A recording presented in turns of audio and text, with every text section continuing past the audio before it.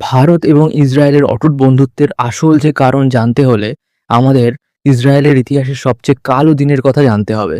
৭ই October ২০২৩ Hamas, যারা নিজেদের বলে ইসলামিক রেজিস্ট্যান্স মুভমেন্ট, তারা একসাথে স্থলপথে, সমুদ্রপথে আর আকাশপথে হামলা করলো।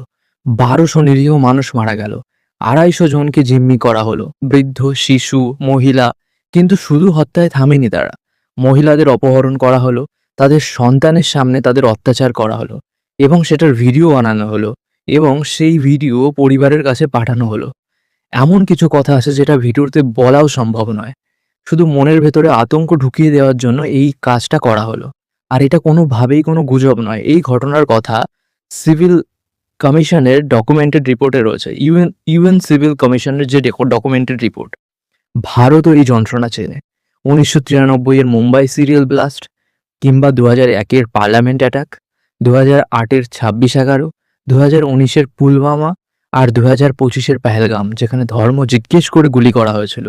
এই হামলার একটাই লক্ষ্য, এইসব হামলাগুলোর নিরীহ সাধারণ মানুষ, আর এদের একটাই অস্ত্র, সেটা হলো আতঙ্ক। ভারত আর ইসরায়েল একসাথে এই কষ্ট বুঝেছে। কার্গিল হোক বা অপারেশন সিন্দুর, ইসরায়েল সব সময় ভারতের পাশে দাঁড়িয়েছে। এটা শুধু রাজনৈতিক বন্ধুত্ব নয়, এটা একই ব্যথা ভাগ করে নেওয়া আত্মার সম্পর্ক।